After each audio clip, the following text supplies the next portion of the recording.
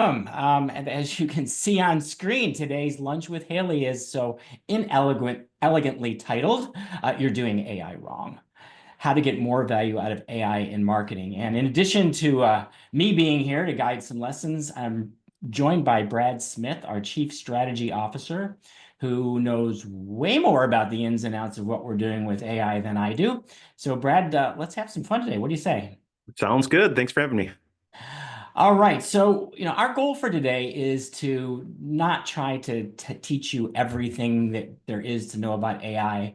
We're not going to make you a prompt engineer master in 60 minutes, but we're going to give you a taste of a lot of different things that we see companies doing with AI, particularly in marketing, what they're doing right, what they're doing wrong, and most importantly, where they struggle. And this includes our own lessons, because we are 2 years into the integration of AI into our own organization, and we'll tell you what has worked and what hasn't worked for us along the way. So I'll kick things off. Brad, no surprise here.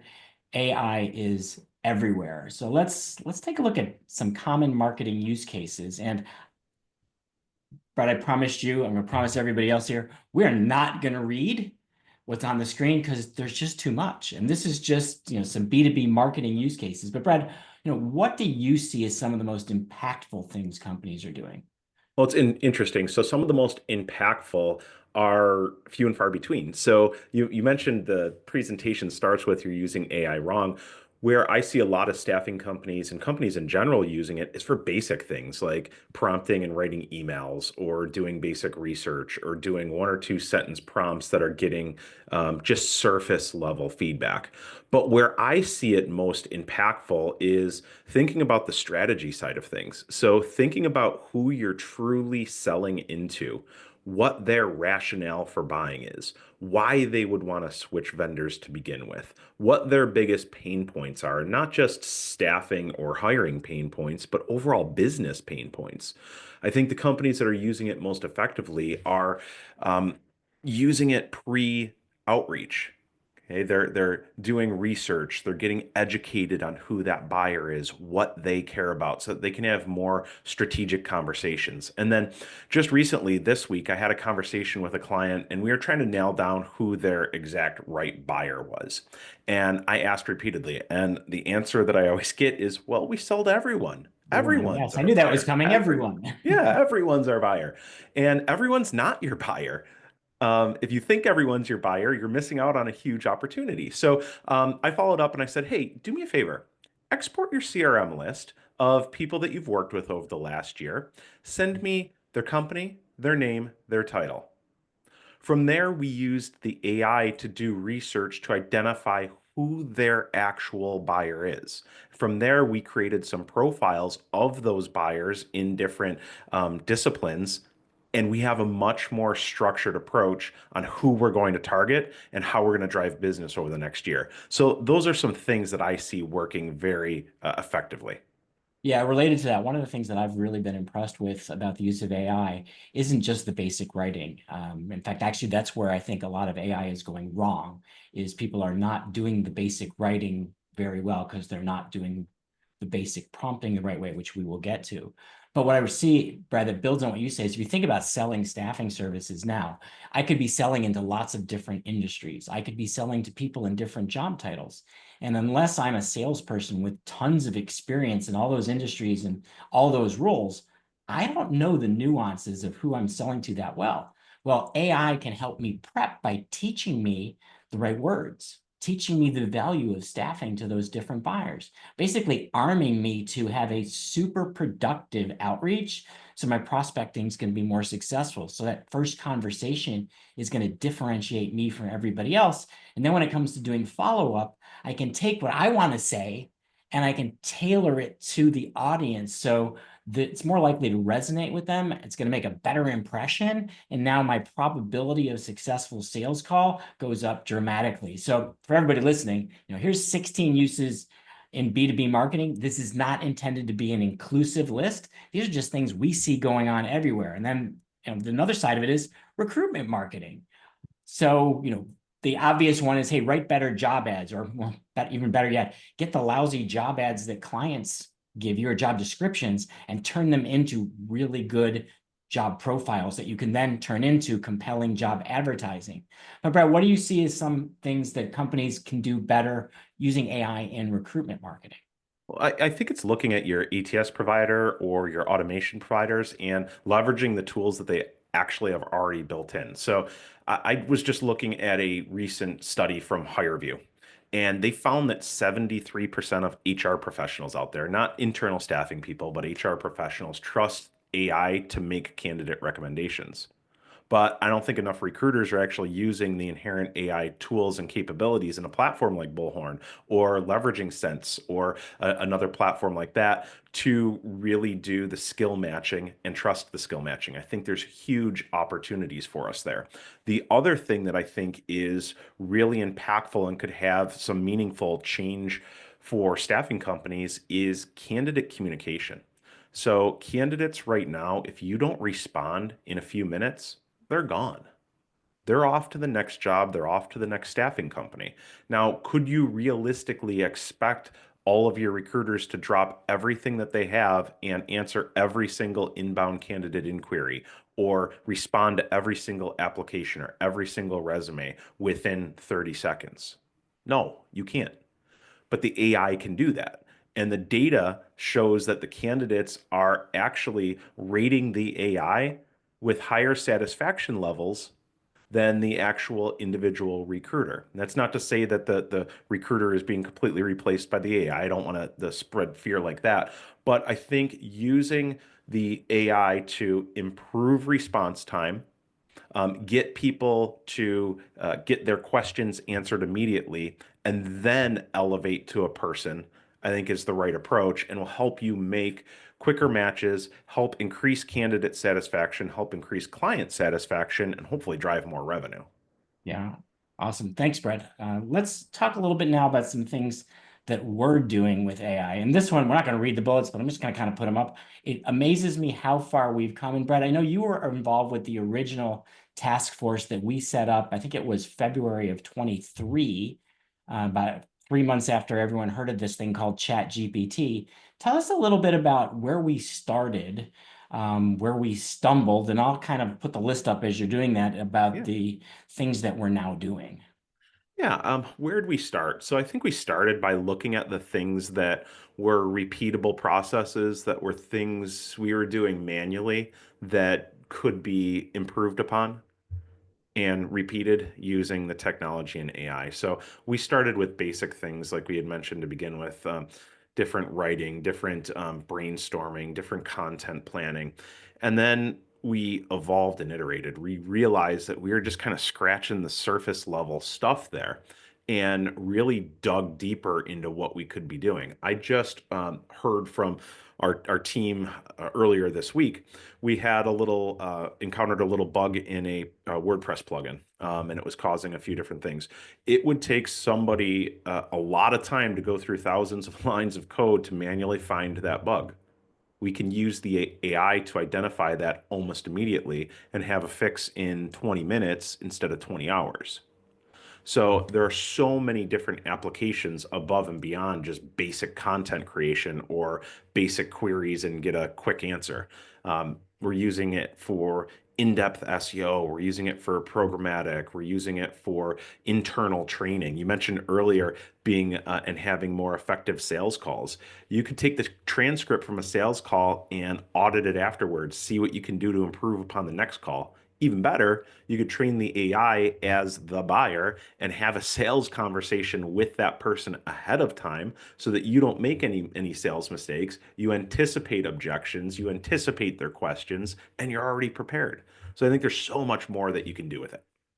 Yeah, one of the things that's not even on this list, because I'm just reviewing it again, even while we're live on this in the webinar, is I see more of us actually using AI almost like it's having an assistant sitting in the room and sitting down with a problem and literally having back and forth conversations and asking the AI for feedback and opinions, or asking the AI to analyze the situation, or asking the AI to critique the ideas that we've come up with. And some of these back and forth conversations, it's not forward facing, it's not in service delivery to our clients, but it's radically changing our approach to business and helping everyone make much better, more informed, more well thought out decisions. And that it's one of the benefits I wouldn't have predicted. And if you had told me a year and a half ago that I would spend time chatting with AI and using it like it's somebody sitting in the room, I would have said you're nuts, till I tried it and I realized, holy cow, look what it can do in terms of improving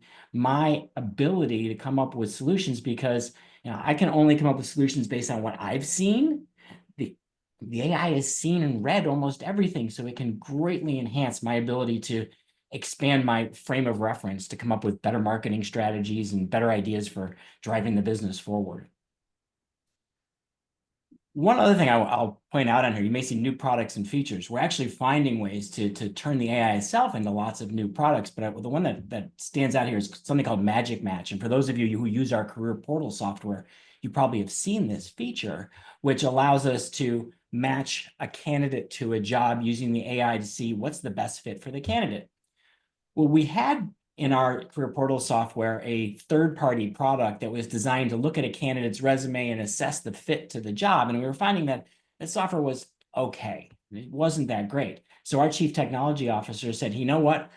I think we can get AI to do this better. And in an afternoon, he basically was able to replace a product we were paying for with something that does a much better fit assessment. And that's the part that's blowing me away about what we can do with AI, is not just what it can do, but how quickly we're able to do it.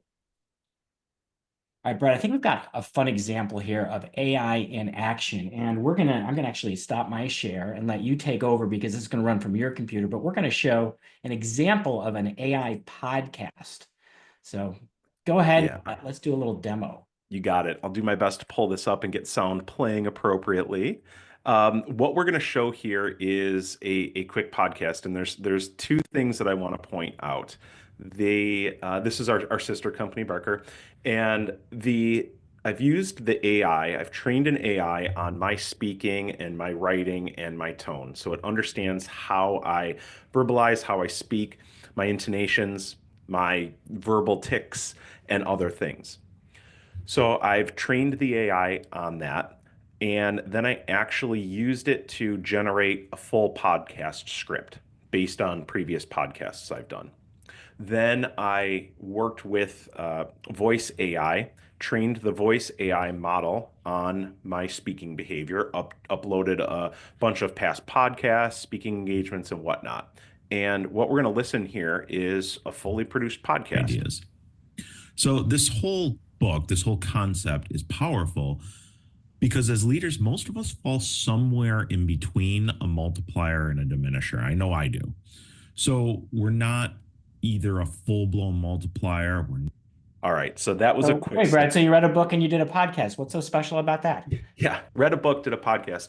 That wasn't me. That was the AI. That was the AI that I trained on my voice. Now, I've maintained full control over uh, the voice. I've maintained full control over what it was sharing. I provide iterations. I provided edits, feedback, etc. It allows me to go in and tweak and edit. But I think this is just a great example of using AI and using the technology to scale what you're doing. For me to go in and produce a full script, read that full book, jot down my notes, do the takeaways, go back and figure out what I missed, what I didn't, highlight all of that would take a long time. I'm able to scale this and provide great insight, provide great takeaways, how I would talk, how I would speak, and you probably can't tell much of a difference. I mean, my kids and my wife heard it, and when I showed them the podcast, they were like, "Yeah, so what? You do podcasts all the time." And I said, "Well, it's not me." And they're like, "What? No, it is. That's you. I just listened to it." And I said, "No, it's not me. It's the AI." And they were blown away. Yeah, I was blown away when you first shared it with the team, and I'm like, that's the same thing. I'm like, that's just you. Like, what's the big deal here? And you're like, no, that's the voice from 11 Labs Yep. simulating me, and it's pretty mind blowing. And then the book itself, you were able to use the AI to figure out the excerpts that you wanted to include. So, how long did it take you to generate like a one episode of that show? So once you have it set up, so the biggest lift is training the AI and getting the assets to learn your voice and everything. Once that's all done, though, I can create a new podcast episode from start to finish, maybe in a half an hour. Yeah, less time than it takes to actually sit down and record the podcast. It's kind of amazing. 100%, yeah. And then, I can have other team members work on this and produce that content too. But even more powerful is I can expand my learning potential uh, tremendously. So for me to go through and read that full book, summarize it, everything else takes a little bit of time, and I do enjoy reading. But I can expand that, and I can take any business book out there. I can take any podcast. I can take any YouTube video and boil it down to the key takeaways that are truly relevant to me and truly relevant to the staffing industry, and expand my learning exponentially, which I think is extremely valuable. Yeah, that's awesome. All right, let me take over the sharing again. We'll jump back in and we'll take a look at.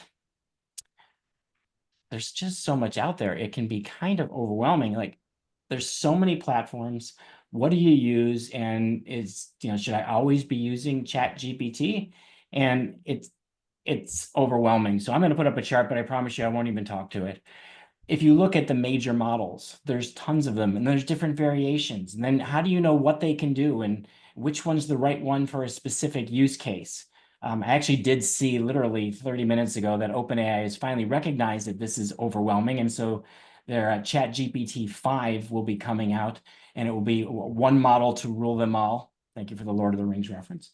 One model to rule them all, so that it will choose the right behind the scenes model to pay depending on what you're trying to accomplish. But for today, guys, don't worry about any of this.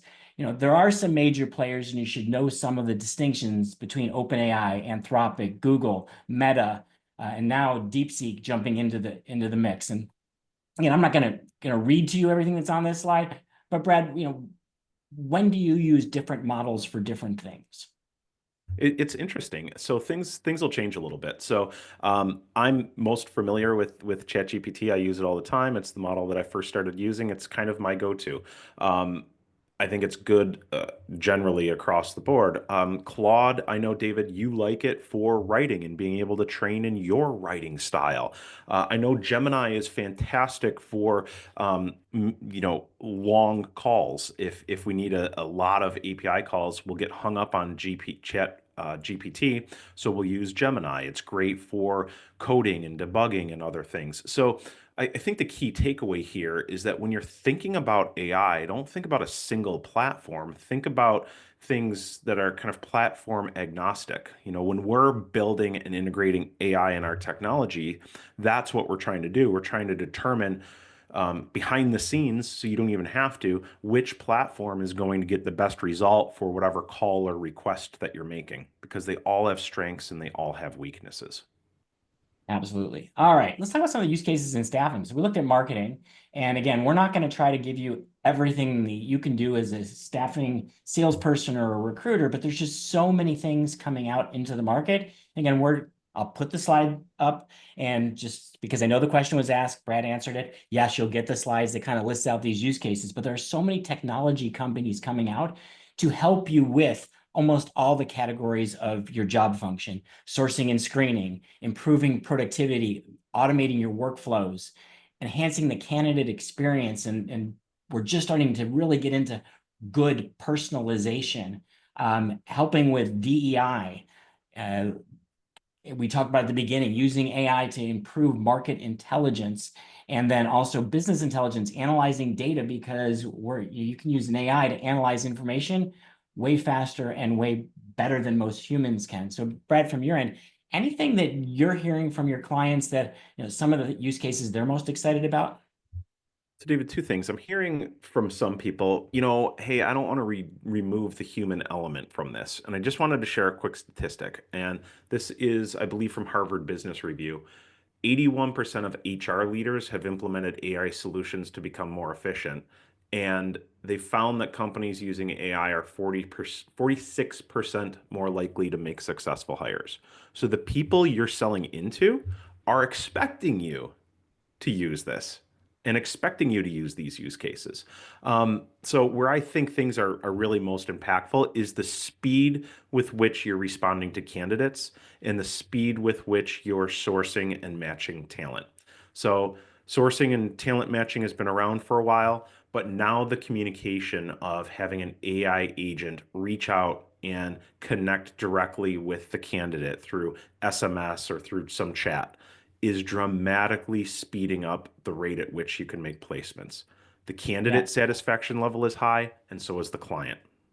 I'm going to build on that because I think where I'm most excited about what I'm seeing is the combination of automation, which we've had with tools like Bullhorn Automation and Sense, and looking for ways to do workflow or process automation, but now enhancing that with AI so we can have a more conversational experience. So whether that's with a chatbot, in some cases it's with an actual agent that makes calls or that can actually do a video presentation using those AI agents to do the routine work.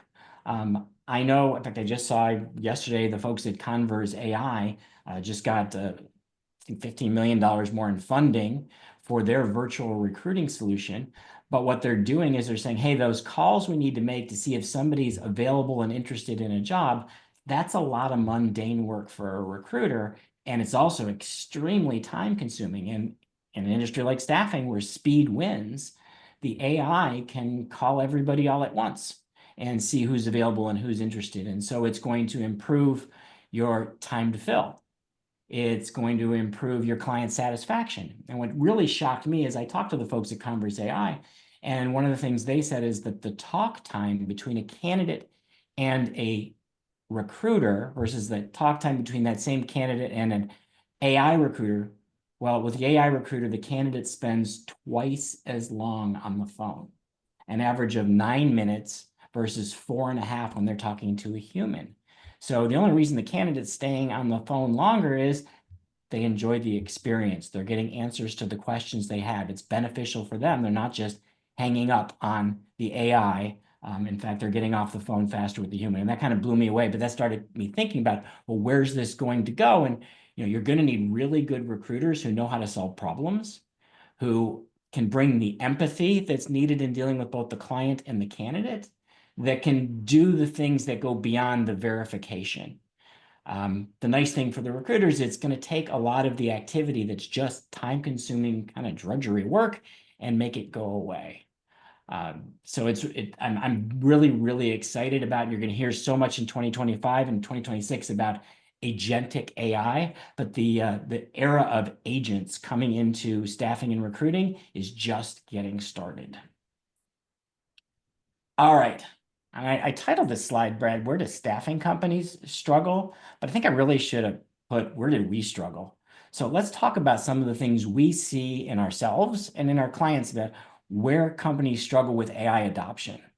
So Brad, why don't you walk us through some of the common AI fail points? Yeah, for sure. Right off the bat, and I mentioned this already, is the output quality. So the output's only as good as your input. And where I see most companies and most people struggling with AI, and I see this with my kids, I see this with my wife, I see this with our clients, I see this with internal people, is prompts that are just surface level and not really getting into the deep detail that's needed in order to get a high quality output. And then also trusting that initial output. So, if you were working with a copywriter to produce content and you saw something and you wanted to make some edits, you certainly would. You'd give that feedback. And I feel like oftentimes we don't give enough quality feedback back to the AI to get a high quality output. Yeah, I would agree. We're going to talk about the prompting in just a minute, so we'll give you some ideas on how to improve that. Yeah. All right, And next up on the list. David, even just building on that quality, when we're building out prompts, I'm building in rubrics. I am instructing the AI before they even deliver something to me to go through, do 3 or 4 variations, compare those variations against each other, and grade the output. So, Hey, don't steal my thunder. That's coming up oh, in my part. hey, sorry. Um, next is just accuracy and hallucinations. I run into this a lot. A lot of times, if you're asking for cited resources, it's going to give you something. And then if you really dig in, you need to make sure, you need to confirm, because sometimes it does hallucinate a little bit. I Um, had one where I was looking to write a post and I needed an example of how a staffing company solved a problem for a manufacturing company. And I asked the AI to create a case study, not to invent one, to give me a case study. And it gave me great data. And then I said, well, where did you get this data? And the AI said, oh, I made it up. yep. So I said, well, let's not do that. Can you go find some actual data and cite the sources? Because if you ask it to cite its sources, you tend to get more factual information. Then the AI will always answer your question. But if it doesn't know and it can't find a source, it will make up an answer. And it's okay to tell the AI, it's okay to say, I don't have anything to say here. Yep. All right, I think this is a big one. Yeah. Talk a little bit about the struggles of getting user adoption. User adoption is a challenge, right? You're talking about massive change management. You're talking about overcoming fear. People are afraid that the AI is going to replace their job. So if you were afraid that you were hiring a new person and that person was going to replace your job, would you do everything possible to make that person successful? Maybe not. So we need to make sure that we reduce that fear. We need to make sure that our people understand that the AI is there to help them. It's there to help them be more efficient, more effective, more successful. But we also need people to understand that if they don't use and adopt and engage with the AI, they might be replaced. So I think that is an important component, and not just replaced here, but that job function might be replaced. So AI is giving us the opportunity to elevate ourselves, elevate our positions, and we need to embrace it. And we need to think about how else we could use it to make ourselves indispensable. Yeah, Brad, there's a question that came in that's sort of related to this and says, what's an effective AI starting point for a small, locally owned staffing company? And that goes to the user adoption. I think it's overwhelming. I don't know where to start. I don't know what to do. And the answer I can give you is don't worry about creating this grandiose AI strategy to start. Go to ChatGPT. I would suggest doing the $20 a month paid account, or you could try Anthropic and a Claude account, or you can do Google Gemini. We do the paid one just because you're going to get better response. It's not going to go down on you as much during the day and not work. But just start asking questions. And if you don't know how to do something, ask the AI, hey, I don't know how to do this. Tell me how to do this. I don't know how to write this prompt. I'm not sure what questions to ask you. I did this once where I really wasn't sure how to address a problem. And I was using ChatGPT, and I said to ChatGPT, hey, if you were trying to solve this problem like I am, what questions would you ask to solve the problem? And then it spat back at me like 10 questions. And I said, okay, ask me those questions, but ask me them one at a time and I'll answer them for you so you can give me results. And it did exactly that. Came back and said, question one, here it is, fill in the blank. Question two. And when it felt like it had enough information, it said, thank you. I now have enough information to answer your original question. And it gave me the feedback. So if I'm getting started, the best thing you can do is just to start. And the more you play with it and get experience, the more you'll start to see applications, because over time, everything you do can be enhanced by having this little incredibly brilliant assistant sitting on your shoulder, there to answer any question you have all day long and help you improve the quality of your output. Second way to get started is to look at some of the vendors in the industry and some of the tools they provide that already have AI embedded in them. You don't have to learn how to do any of the AI work, but the tools have the AI and they can enhance your productivity or the quality of your work. All right, the next big challenge. We heard this last summer. We went to a conference called MACON, the Marketing AI Conference. And the general theme for most marketing organizations is nobody could get beyond pilot programs. So companies would implement like a test case of AI. They'd go with it for a while, and then they couldn't scale it to be full production. Brad, why do you think there's such a big struggle with getting beyond the test cases? I think there's this hope or this assumption that the AI is going to be perfect and it's going to do everything. And then when it's not, or you run into a little roadblock, there's this misconception that, boy, this isn't going to get us to the end product. When in reality, the human side wouldn't either.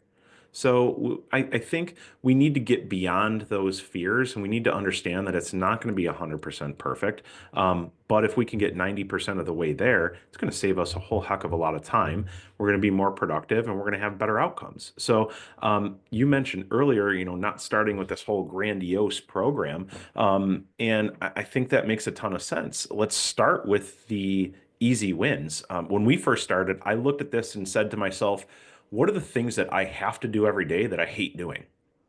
And that's where I went first and built the AI, trained the models, built the GPTs to overcome the things that I hated doing on a day-to-day basis that I had to do. Then I grew from there. So I think if you can get some of those early wins to begin with, that helps with user adoption, but that also helps build some trust inside the organization to get from pilot to full implementation.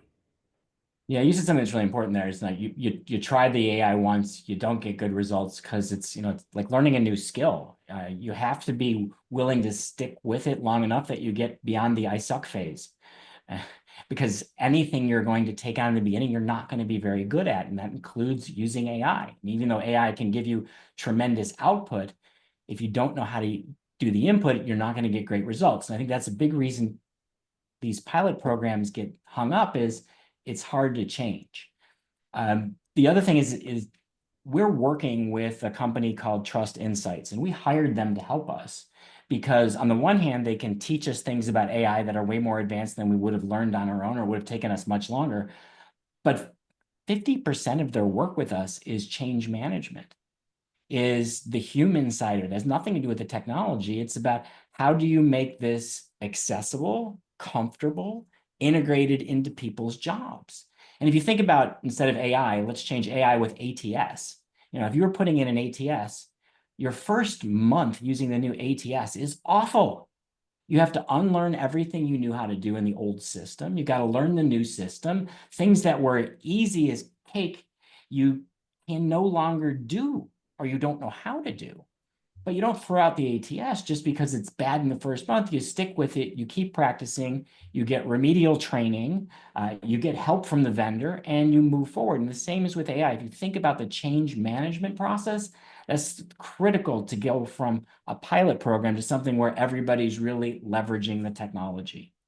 And David, a question just came in. When you say you're training your AI, does it learn just by using the product on a regular basis?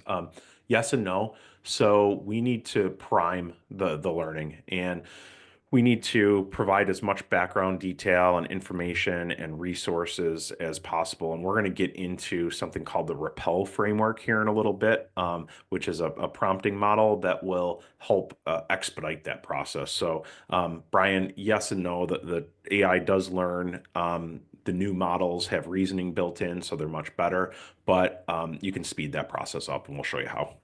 Yeah, Brian, I want to add to that a little bit. So I was talking with my co-CEO, Vicky, and she uses the AI mostly as a coach for herself on leadership ideas.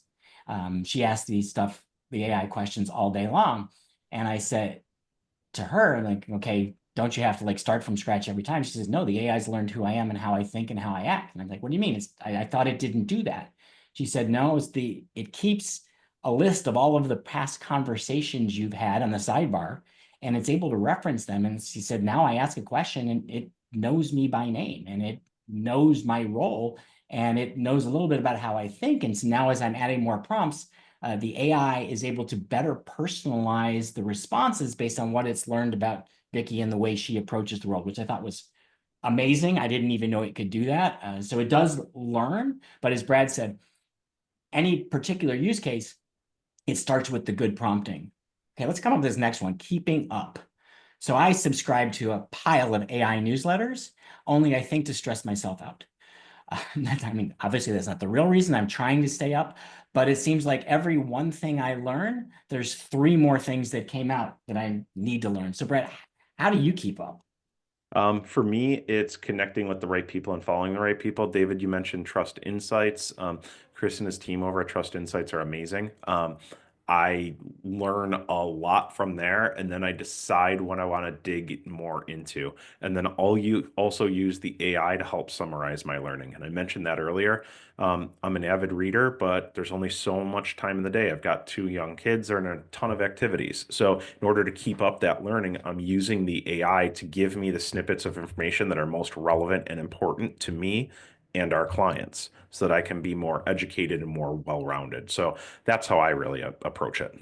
Yeah, for mine, I just don't try to overdo it. Figuring if I can keep up with some of it and I keep learning and I just keep adding to my own knowledge base, that's as good as I can do, and that's going to have to be good enough. All right, I think there's one. Oh, that was the last one. Let's get to some real issues. You mentioned it, Brad, poor prompting. So what do we mean by poor prompting? It's just surface level. It's saying, hey, I've got a client in manufacturing that I'm visiting. What do they care about? It's not going to get you a good answer. We need to go deeper. We need well, I don't want to jump the gun here, David. I know you're going to talk through the Repel framework, but it's getting more structured and more detailed with what you're asking. Yeah, it's about being very specific and providing enough background information, enough context so that the AI can give you a good answer. I mean, there's an expression in the world of IT, garbage in, garbage out. Well, the same is with AI. If I don't take the time and effort to put good content and good information and good questions in, I can't expect a good results out. All right, lack of training. And as I mentioned, the AI can actually teach you how to use AI, but I think a lot of times people either don't know how to do the training or they just throw people in saying, well, get ChatGPT and get it to help you. So any training process needs to have a good structure. Your training is part of the change management. Brad, you mentioned it earlier. You have to start with the goal in mind. What are we trying to accomplish? Is it better customer service? Is it improved productivity? Is it greater communication? What are we trying to accomplish? How do we accomplish it? We're going to talk a little bit about process mapping later. And then what tools are we using and how do people use them? Anything specific you see in training that becomes a problem, Brad? Yeah, I think you need to start with the why. When you're rolling this out, I think you need to identify why we're doing this. You mentioned it, is it speed? Is it reducing cost? Is it reducing friction? Is it to improve quality? What is it? Start with the why so that your team truly understands the reason behind doing this, not that we're just doing this to do it. Fear and overwhelm. You mentioned it earlier, Brad. People may be resistant to AI because they see it as a threat. You may be asking people to use AI. Let's say you have a recruiter and you're saying, hey, I want you to use this AI recruiting assistant. Your recruiter's going, but that's my job. That's what I'm good at. That's what I know how to do. I actually have a vested interest in making the AI fail if I think it's coming after my job. So when we're introducing AI initiatives, we have to provide that why, and we have to help people see what's going to happen next. What's going to be the outcome for them? Where's the win for them? What's in it for them? And then the overwhelm part is we have to create space for people. When is their time to learn this? When is their time to practice? I know our friends at Butler Street, one of the things that they did in the training process is they said everybody in the company must try to do something, just one thing with AI every day. And we're going to have a little meeting every Friday where people will share their biggest success of the week and anything they tried that maybe they wasn't so successful, but that feedback loop, getting everybody involved and getting that shared excitement for what they accomplished was a great way to deal with it. And then also making it so it's not too much. Try one thing a day. It's not overwhelming. Anything else you have in that one, Brad? Not really, no. Again, explain the why and what's in it for them. I think you covered that. Okay. You mentioned this a little bit, but process analysis. So what does this mean for people listening in, Brad? Just where it fits into the grand scheme of things, what impact it's going to play, what the expected outcome is, and how it's going to help make things better, both for the human and the company overall. And then we've talked about it a couple of times, so we won't beat this over the head anymore, but it's a change management process. It's not a technology issue. So just like installing an ATS, you would have a training program, you'd have things planned out, you'd know what systems are moving and when. You want to be doing the same thing with AI and thinking about where are we going to integrate it? What's step one? What's step two? What's step three? How do we deal with the human side to make the change management process successful? And when you take a step forward and then take a half a step backwards, how do you deal with that so you don't derail your efforts? Because it's not a linear, straight up and forward process. It's going to be up and down and up and down. And over time, if you think you're moving up and right and getting better and better at what you do.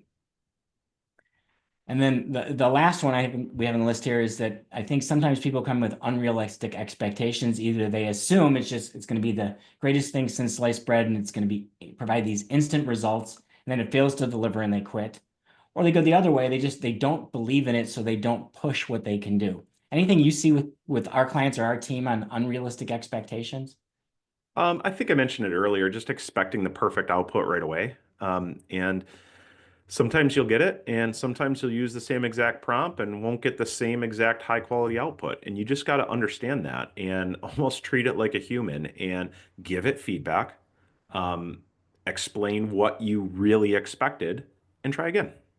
Yeah, sometimes I think the training is a little bit like thinking about teaching a toddler to do something, because you have to be very patient. You have to repeat your instructions. You have to have clear, concise communication. And the AI doesn't inherently know anything. It knows how to take your input, analyze it, and using probability, figure out what you're trying to determine, what you want to see next. But it may go down the wrong path, and you have to redirect it and re-guide, just like teaching a little kid how to walk. What's ironic, David, is sometimes I find it'll get a little lazy. If you're asking for a certain, length of something, after time, you might have to remind it, hey, you're not performing like you need to. Step it up. I like that. All right, some specific things that we've learned. All right, better prompting. So first thing is frameworks. And Brad, you mentioned Rappel a couple of times. We're going to talk about Rappel. In fact, I think I have a picture of it right here. Rappel is an acronym, comes from our friends at Trust Insights. What's the role you want the model to take? What's the action you're looking for it to do? How do you prime it to give it the background information? How do you then ask the prompt for the specific task you want it to accomplish? How do you get the AI to evaluate its own work to give you a better output? And then how do you teach the AI to learn so that you're correcting the mistakes it makes so it doesn't make them the second time? Then there's another one called Prism, and this is more for reasoning models, where you give it a problem and you tell it the desired solution you're looking for. And then there's another one with a 5P model, and these are just three. If you Google prompting frameworks, you'll find some great articles. There are dozens of frameworks. We'll show you in a minute a live example of Rappel that we did to have a little fun over the holidays. All right, let's talk about this one. I'm just going to put these bullets up here, but Brad, talk about the inputs, because you do a lot of our GPT building. And so what have you learned about good inputs?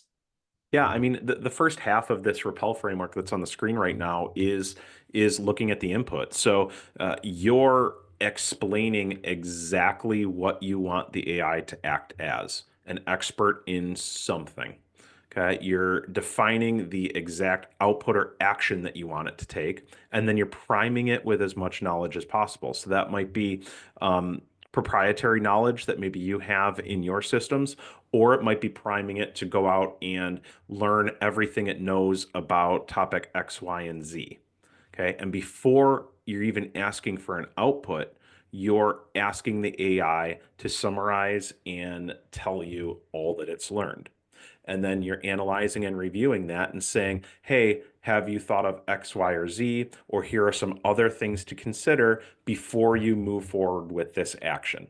Okay, so if you can take those steps up front, your outputs are going to be dramatically better. So earlier when Brian asked that question, hey, do you train the AI or does it learn? And I answered both. That's really what I meant. We need to start off by teaching it, by priming it, by training it. And then, yes, it's going to continue to learn as we use and use and use. But throughout that entire process, you still need to be giving feedback and commentary on the expected outcome and output that you want. Yeah, for me, I think one of the things that I struggled with, and I still struggle with, is you have to get good at clarity.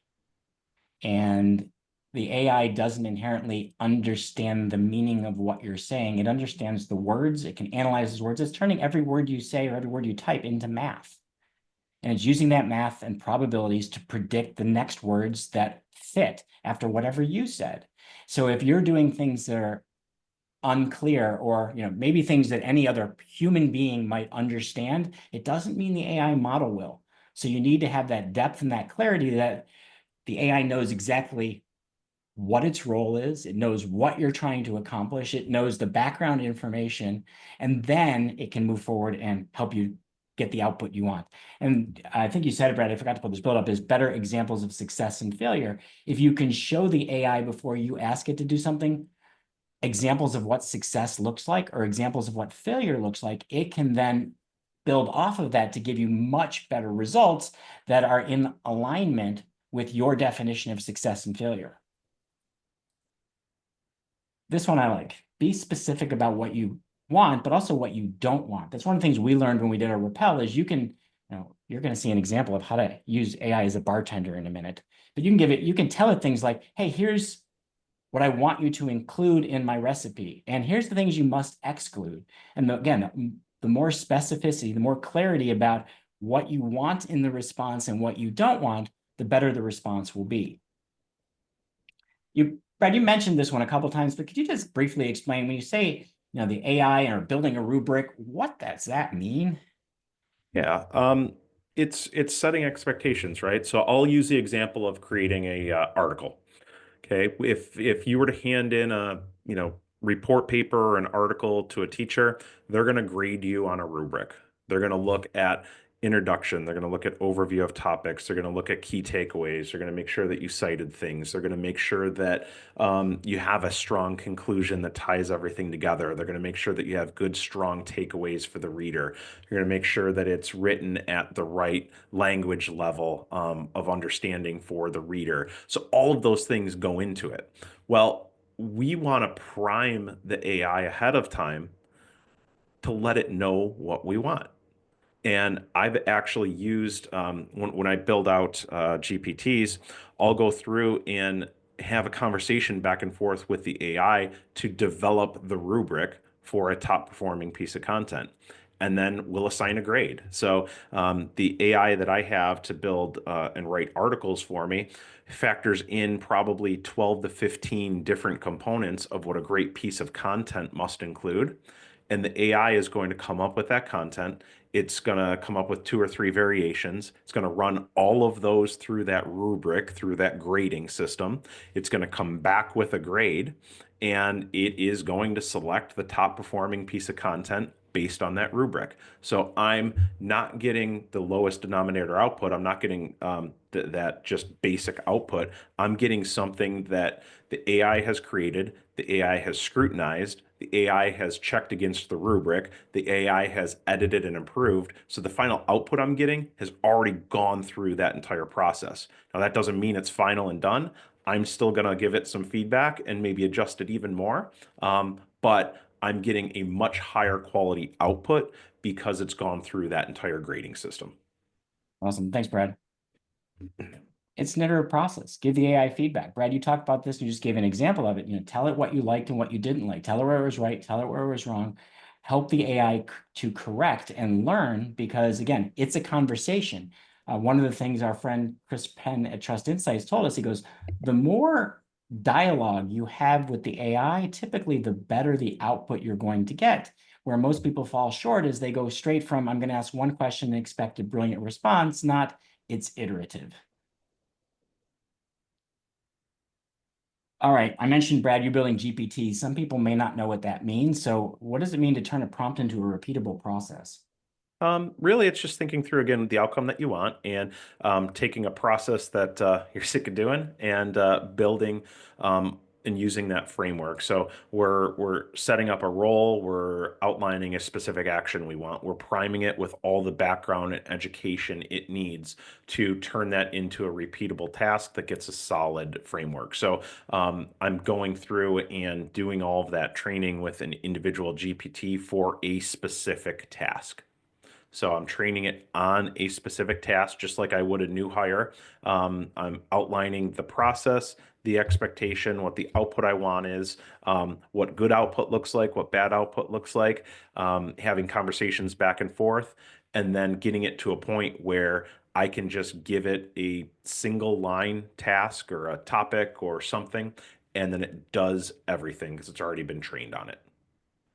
Thanks, Brad. All right. Well, let's take a look in action. We're going to create your own AI bartender here. So let me stop share. I'm actually going to bring over an example, and I'm not going to run the GPT just because of time, because we only got about 10 minutes left. But let me share the results.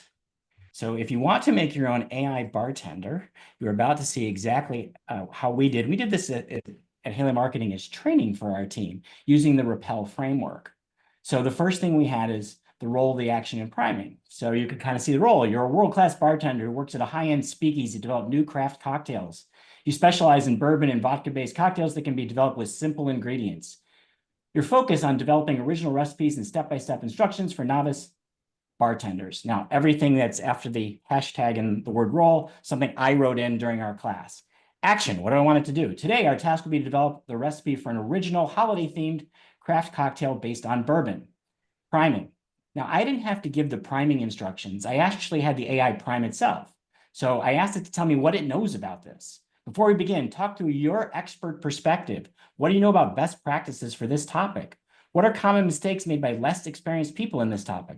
What are some little-known expert tips and tricks we haven't talked about yet? Okay, and then coming back, here's our best practices for crafting a holiday bourbon cocktail. Common mistakes to avoid, expert tips and tricks. That came to our second prompt. Great.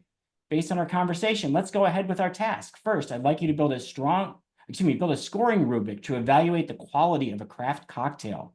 Each item in the rubric should be scored with a variable integer, such as a 1 to 5, 1 to 7, etc. The rubric as a whole should total 100 points. You'll express the rubric as a percentage when you do the scoring. Build the rubric now. Okay, so it built scoring based on flavor balance, presentation and garnish, aroma, creativity and originality, use of seasonal and thematic ingredients, technique and execution, overall experience. So the AI just gave you how you grade a cocktail. I never would have come up with that. And then how it would have a summary of the scoring to total 100 points, which we asked it to. Now, interestingly, I think when it actually scored, it went back to 10. It didn't follow all of its own rules, but it used the basic scoring. Okay, so now here comes what I really wanted. I want my drink. Next, let's get to creating an original holiday-themed craft cocktail based on bourbon. You'll create 3 candidate examples of an original holiday-themed craft cocktail based on bourbon using these requirements. This is what we want. No more than 5 ingredients. Ingredients available at any supermarket. Finished cocktail is not overly sweet. After you create the 3 candidates, score each candidate with a scoring rubric as follows. And then put in some system instructions here. Build and score the candidates now. So it came up with the winter oak. And it evaluated the winter oak. We got an 87. The fireside boulevardier. It gave me ones I can't even pronounce. Here we scored 84, not quite as good. The maple cranberry smash. Had it score it, 85. Final comparison. We have a winner, the winter oak. But we didn't want to stop there. Then we had it to evaluate. So then we said, choose here I made it pick the second highest scoring because this was not any prompting other than maple cranberry sounded better to me than the winter oak. So I picked that and I said, let's take number 2 and try to make that number 1. So based on the candidate scores, choose the second highest scoring candidate. From your knowledge of best practices, create 2 variations of this candidate and score them. Follow the same rubric template. After you're done scoring, select a winner. So here we go. And now we have the spiced cranberry smash. 88, we beat our score. And the cranberry roseberry smash, which came out at 89. The winner, the cranberry roseberry smash. So this was my craft cocktail we did at our holiday event, and I just wanted to have a little fun. So I said, create an image of a Bumble, the snow monster from Rudolph the Red-Nosed Reindeer, holding, which I misspelled, this drink. And there's my drink. And there's the Bumble holding it, all created by ChatGPT in about 10 minutes of back and forth using the Rappel framework. So let me stop that share again. You just saw the Rappel framework in action. You can use that sheet we showed earlier to do this yourself. But we'll come back to the presentation. I'm going to give you one more thing because if you like that recipe, we actually put together a whole cocktail guide based on everybody's recipes at Haley Marketing. and get your phones out, because there's my Bumble. And there's a QR code that you can go download that and get all of it. And if you don't get it during this, these slides will be available at our Lunch with Haley website, so you can get all of the stuff later. We've only got about 6 minutes left, Brad. I know we got a bunch of ground to cover to kind of wrap this up, but let's talk a little bit about training. So we want to just kind of walk us through what you've seen. I think you mentioned these things before. Yeah, we want to start with the end in mind. So, what are you looking to accomplish overall? Start with that end goal of the output that you truly want, work backwards, and then experiment daily. As David even just showed in his example there, he went through 3 or 4 iterations, didn't trust that first output. He pushed it even more, and then practice, practice, practice. I know this, exercise of creating a holiday drink cocktail isn't the exact output that's going to move your staffing company forward. It might be, but it's probably not. But just using that as a fun exercise for the team is great training, very applicable. And now they can take what they learned in that and apply it to real business problems. And I said earlier, when in doubt, ask the AI for help, because if you don't know how to do something, the AI does, and it can help you write better prompts or ask better questions. And ask it what you're not thinking about too. And it's going to give you a whole list, and then share those successes with the AI. Tell it it's doing a good job. Tell it that you like that. Share it internally so that your team gets excited about it. And then you can document those best practices, find somewhere to save and store them. And we're going to give you, as long as time permits, the opportunity to actually see how to some GPTs where you can save the work that you're doing as what's called system instruction, so it's completely repeatable. And that's the last thing is you create these. Basically it's code, but it's you're storing all of your instructions so that the next time you come back, it can automatically run and you don't have to go through the whole process you just saw of typing that all in from scratch. All right, we're gonna run fast here to go through this. Brad, we're not gonna have time to demo this, so we'll give somebody the access to these at the end. Yeah. Just if you can, in 30 seconds, talk a little bit about what you built. Yeah, you've got it. So we're going to give you a QR code where you can get access to all of these GPTs that I've built. So staffing buyer persona, it's going to help you identify exactly who you're selling into, what their pain points are, why they would use you, what their objections are. And based on that, you can just copy and paste all of that detail right over into the content planning AI. And that's going to give you an overview of all the stuff that you should be talking about in your marketing, in your direct mail, in your blog posts, in social, in everywhere else. It's going to do all the ideation for you so that you can figure out what's going to make the most sense. Then we've got something called a social snippets generator. So you could take a blog post or an article or a piece of content or a job post, just drop a link into this. It's going to do all the social media creation for you. And then the blog to lead generation email builder. If you've got a blog, you've got great articles, white papers, content, this is going to give you the opportunity to just drop that URL in. It's going to create a sales email that you can use for cold outreach, warm outreach, and make everything so much easier. All right, and we'll have that QR code for you in a minute.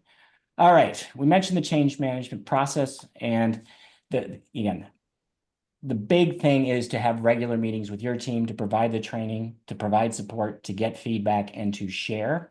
And then to look at your service delivery, to map out the process. So look at how you're integrating AI into your service delivery based on the goals you have for improving productivity, improving service, or whatever the use cases you have for AI in your business.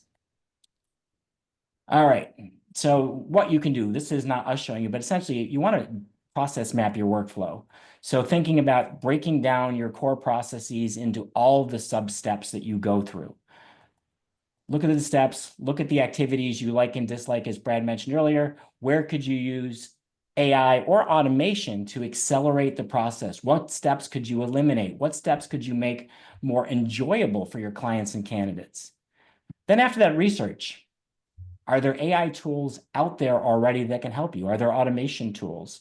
This can be Google, or you can use AI to research AI. Most of the AI tools now can search the internet and provide real-time feedback on what's out there to help me with this specific problem. Then you make the decision. Does it make sense to buy something that's already out there? Do we want to build it ourselves? Do we want to train our people how to create it from scratch using better prompting? Whatever you come up with, the next phase is testing. You don't just say, hey, we're switching to AI. You try it out, you see what works, you see what doesn't work, and you iterate to see how do we get it to work as well as we can for us. The AI, the very nature of it is it's predictive, not deterministic, which means it's not always going to be the exact same. If you want a deterministic model that gets you to the answer is always A or B, you usually have to look at software applications that are written using AI.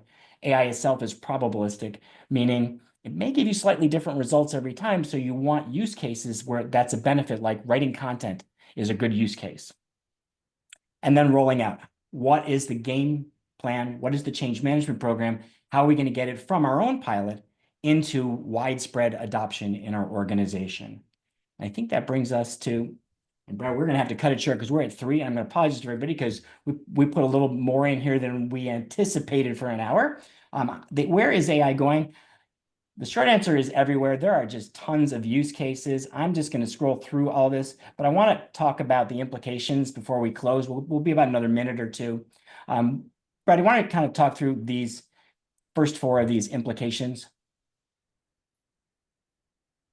Sure thing. Unfortunately, I think AI is a real threat to entry-level jobs, particularly professional positions. Okay, it's not necessarily going to replace the person on the shop floor, but there is an opportunity to replace entry-level positions. For those in entry-level positions, use the AI to upskill. Use the AI to advance yourself and make you indispensable. I do think that the AI can accelerate learning and capabilities. Use it as a training assistant. Use it as a way to get people on board and up to speed as quickly as possible. And that just doesn't have to be junior staff. That can be more tenured staff as well. It's an awesome opportunity. And I think the best results from AI tend to come from top performers using it because they are the most inquisitive. They ask the best questions. They understand how to prompt and prime, and they probably have a higher level of communication than some others in your organization. So learn from those individuals. And then I mentioned this at the beginning of the presentation, but the HR professionals you're selling into, the company leaders you're selling into, they expect you to use AI now because they want service faster, more effective, more on target, and hopefully cheaper. So you need to use AI because your competitors are going to. All right, and AI is going to help you improve the quality of service delivery. It's going to allow you to do better analysis of candidates, better job matching, and to ensure that the people you're providing are a fit for the job. And it's going to help your recruiters do better assessment of candidate abilities, both from a qualitative and quantitative standpoint, based from hard skills and soft skills. It's going to reduce or eliminate a lot of low value tasks. We mentioned it a couple of times. Look at the things you don't like doing. Look at the repetitive things that are drudgery, because those are the best use cases for AI and automation to improve productivity, because it's going to be essential to staying competitive in the next couple of years. AI is going to allow for better sales and recruiting. Brad mentioned faster service. The other thing we can look at is more personalized communication. You're going to see coming in the not too distant future the era of a lot of marketing, a lot of selling, a lot of recruiting. It's going to have to be one-to-one communication. That's not possible for salespeople and recruiters given the volume of employers and job seekers you talk to. But the recruiter plus AI tools, the salesperson plus AI tools can personalize at scale. And the nice thing, if you're a business owner, is AI is going to help you be more profitable. Now, just watch out for, clients are sharp and they're going to look at your P&L and say, oh, you're more efficient now, so you can lower your markups. Going to have to be really careful to protect your margins, as clients are going to expect you to do more and pay you less.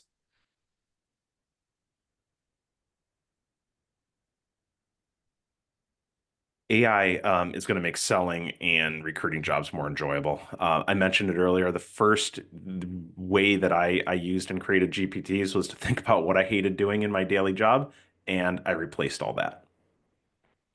And then the early adopters, and I know we're 2-3 years into this. There's still an opportunity to be an early adopter. You're going to get faster delivery, better matches, better service. You're going to be able to lower costs, hopefully increase profits by leveraging. And then just be aware that AI could commoditize the staffing and recruiting even further. So What we don't want to do is get into a point where we're just using the same tools, producing the same output that every other staffing company is. You need to be looking at your ATS providers, your tech providers, your marketing companies, looking at the industry as a whole. Look for those fast movers, those early adopters, see what you can learn, and do some digging on your own. I also suggest going outside of the staffing industry to see how consumer goods and other places are leveraging that. And then the AI is going to become essential to your business, just like your ATSs. I know so many people live in their ATS, and AI is going to become maybe even more integrated into how you run your business. All right. I want to thank everybody for joining us for today's Lunch with Haley webinar. I really appreciate those of you who stayed over for a bonus 5 minutes. We do have some parting gifts. So for those who managed to stick it out, thank you so much. So one of the things we mentioned is those GPTs. And if you have your phone out, you can quickly snap a picture of this QR code. It will take you to a web page where you can get access to all of the GPTs that Brad has created. So you can take advantage of helping your team to build smarter personas and better content plans and better social and lead gen email. All right, a few more things and we'll wrap it up. We have a new campaign that we are just kicking off. And if you're looking for more sales ideas and something that doesn't talk about AI all the time, we have a 30-day email program where we're sharing 30 sales ideas in 30 days. So if you've got your phone out still, take a picture of that QR code. That should be launching early next week. And then we'll be having one idea a day for a month to help you drive sales. And again, if you don't have time to take pictures, get the slides at lunchwithhaley.com, and you'll be able to get all of these QR codes. For those who have not already signed up, I think there's 8 spots available in 2 weeks in Orlando. So if anywhere near Orlando, February 26th to the 28th, encourage you to check out the Staffing Sales Summit. And Dan Morey and a whole bunch of amazing industry trainers are going to be there to help you find new and better ways to drive staffing sales. But wait, there's more freebies. We recently launched an ebook on social selling. So more QR codes, hope that phone's still out. But if you're interested in this, you can get it in the QR code. You can also always go to our website, haleymarketing.com, go to the resources ebook section. And this is one of the new ones that was added to the site. Lots of really great tips on how to get more value out of social media as a sales tool, because most staffing companies have been using it primarily as a recruiting tool for the last, decade. And last but not least is if you're not already getting our weekly newsletter and you're looking for new ideas every single week on sales and recruiting and marketing, last week we wrote a really good one on how to learn how to sell from a chocolate chip cookie. Join our Smart Ideas weekly newsletter. If you want to read them, you can go to that same resources section at haleymarketing.com. Check out the Smart Ideas newsletter, and you can see the past issues. You can also sign up or use the QR code. And I think that brings us to the end. If there's Q&A, we know we're way over. Please reach out. We're always happy to answer questions, help in any way we can. And in just a few weeks, we hope you will join us after this year's Staffing Industry Executive Forum. Brad and I will be going to the Executive Forum with 2 other members of Haley Marketing. We're going to do our best to take lots of notes, and we'll share everything we learned on Thursday, March 20th. Okay, thanks for putting up with the extra innings today. Hope you found it useful, and we look forward to seeing you at the next Lunch with Haley event. Take care.